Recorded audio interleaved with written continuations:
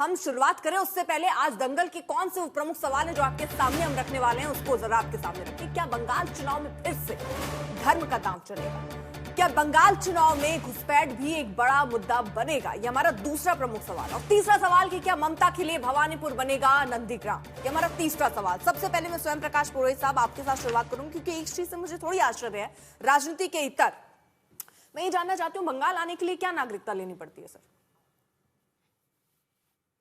नहीं, बंगाल आने के लिए नागरिकता लेनी पड़ती है, ये सवाल आपको देश में केंद्र में बैठी हुई सरकार से पूछना चाहिए, गृह मंत्रालय से पूछना चाहिए कि विदेशों से अगर किसी धरती से अगर देश के किसी भी कोने में, चाहे वो पहलगाम में घुसता हो, चाहे आसाम में घुसता हो, चाहे त्रिपुरा में घुसता हो, अगर बाहर के लोग घुसने वाले जो लोग हैं उनकी नागरिकता देने का अधिकार तो पश्चिम बंगाल के पास में नहीं है, वो केंद्र में बैठी हुई केंद्रीय सरकार के पास में है। पश्चिम बंगाल में जिस तरह से बंगाल के लोगों के साथ में एक सौतेला व्यवहार किया जा रहा है केंद्रीय सरकार द्वारा, 2021 में जब से भारतीय जनता पार्टी यहाँ से मेरा सवाल ये था सर, मैं अगर बंगाल आना चाहूं, चुनाव आ रहे हैं सर, मैं कवर करना चाहूंगी, मैं आ सकती हूँ ना?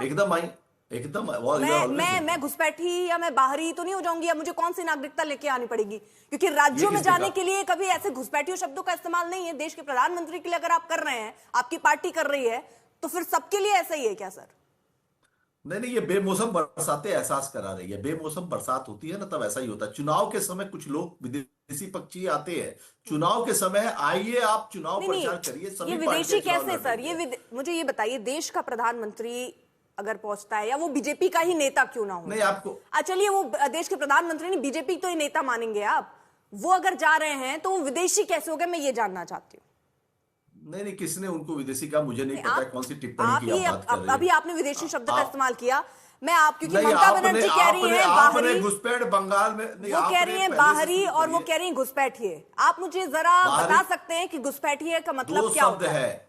आप मुझे बता सकते हैं घुसपैठिए का मतलब सर क्या होता है?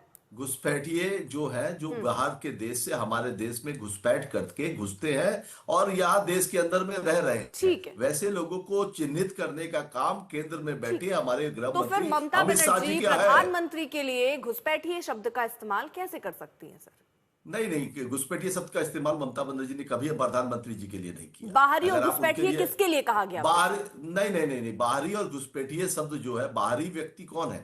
जो पश्चिम बंगाल में नहीं रहता है, अन्य प्रांत से आकर यहाँ वोट देकर के चला जाता है या चुनाव की रैलियों में आता है। अगर आप देखिए, इनकी परिवर्तन यात्रा चल रही है पश्चिम बंगाल में, मगर उत्तर प्रदेश की गाड़ी के नंबर से वो उनकी जो ट्रक बनी हुई है, वो ट्रक उत्तर प्रदेश की है। क्या पश्चिम बंगाल में उनको एक ट्रक नहीं मिली भारतीय जनता पार्टी वालों को?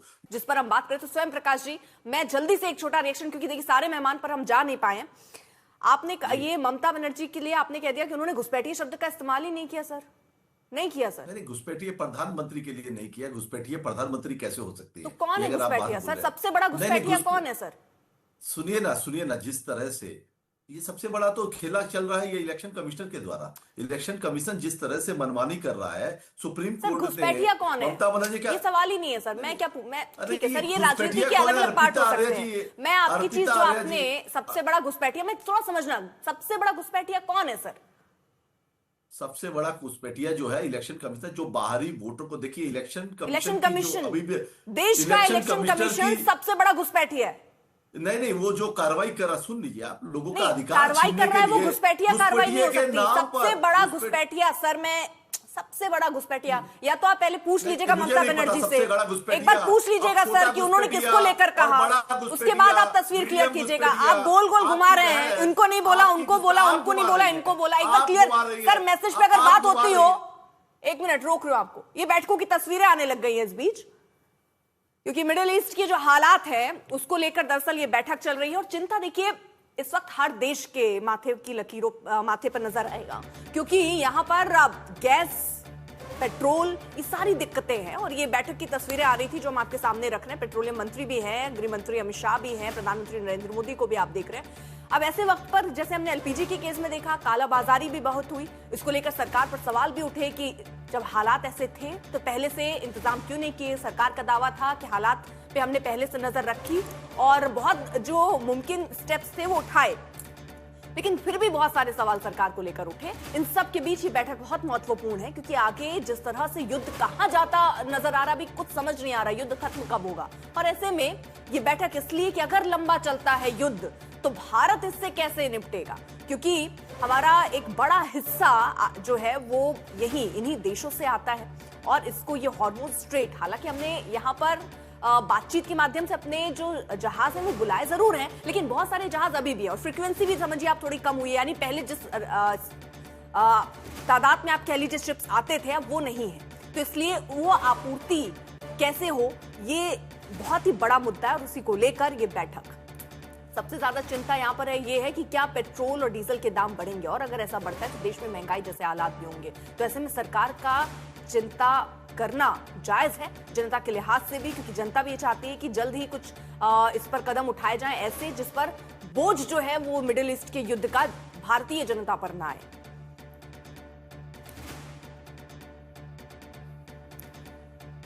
स्वयं प्रकाश जी, आप जरा फोन करके ममता जी से पूछ लीजिएगा जो सवाल मैंने आपसे पूछा है। बाकी मेहमानों से जरा जवाब ले लेती हूं मैं। सिद्धार्थ जी, एक रिएक्शन आपका, बाकी मेहमानों के पास भी आ रही हूं।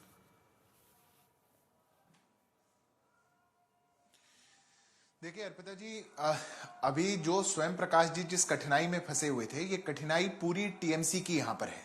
ममता बनर्जी और उनके जो कार्यकाल में काले काम हुए, जो टीएमसी की गुंडागर्दी बंगाल के अंदर चली, वो अब अंत की ओर बढ़ चुकी है और बंगाल की जनता अपना मन बना चुकी है। इसी बात की बौखलाहट है कि इस प्रकार के बयान आ रहे हैं। यह बात ममता बनर्जी बहुत अच्छे से जानती हैं।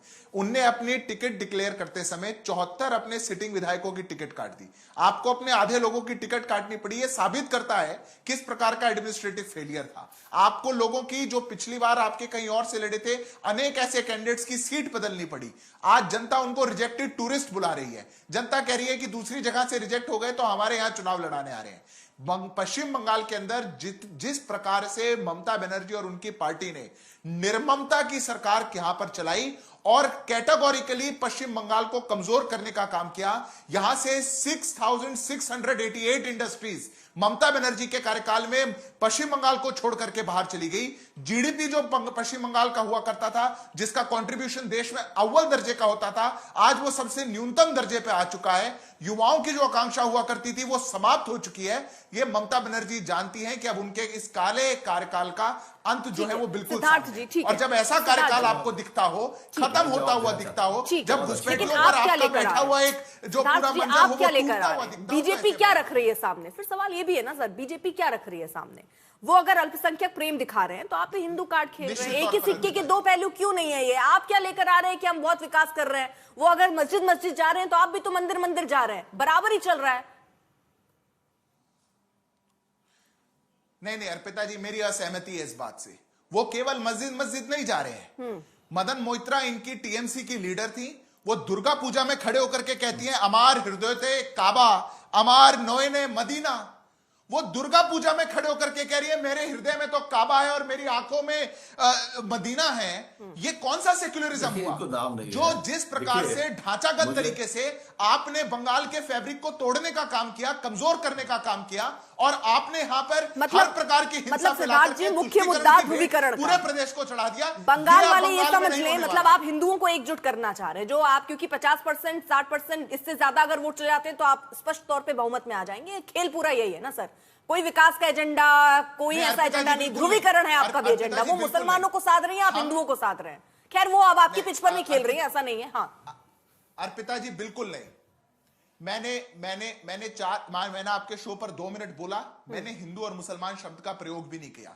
मैंने 6,688 इंडस्ट्रियां बंगाल को छोड़ करके चली गई, मैंने इस बात का उल्लेख किया। 5.8% जीडीपी में कंट्रीब्यूशन बंगाल का हो चुका है। जो 10% हुआ करता था वो मैंने उसका उल्लेख किया। मैं हिंदू मुसलमान की बात नहीं। आज अर्पिता जी बंगाल की बात, ये बंगाल का चुनाव है, बंगाल को बचाने का चुनाव है। बंगाल बचेगा कि नहीं बचेगा आज ये तय करना है। और जब तक टीएमसी का काला काल यहाँ पे रहेगा, बंगाल नहीं बच सकता। देखिए, ठीक, बहुत धन्यवाद सिद्धार्थ, बहुत धन्यवाद। आपने इतनी तारीफ करी कम्युनिस्टों के हमारे शासनकाल की। उस समय हमारा जीडीपी इतना अच्छा था, उस समय फैक्ट्रियां कितनी सारी थी, उस समय इंडस्ट्रीज कितनी थी, युवाओं की नौकरी कितनी थी, पढ़ाई कितनी थी। थैंक यू सो मच कि आपने कम से कम अप्रिशिएट किया। अब वो तो देखिए हर चीज की थीम है, शेल्फ वो लाइफ सब कुछ past tense ही चल रहा है, पास्ट टेंस present कुछ क्यों नहीं नहीं है। हो पा रहा देखिए है? सुनिए, लेफ्ट है था रहेगा। कहां सर? जब संकट इस मुल्क पे आया, अच्छा, कहां डोनाल्ड ट्रंप का कहां रहेगा? नहीं, 34 हर साल जगह से तो रहेगा। नहीं है सर। नहीं, बिल्कुल रहेगा, ये आपकी सोच है। नहीं, मेरी सोच, ये अप्स एंड मेरी डाउन्स, क्योंकि ये जो टेक्नोलॉजीज हैं, इकोनॉमिक टेक्नोलॉजीज, चाहे वो लेफ्ट हो, और मैं ये चीज आरएसएस के लिए भी कहूंगा, ये डाउन एंड आउट होते हैं, लेकिन जीरो कभी नहीं होते।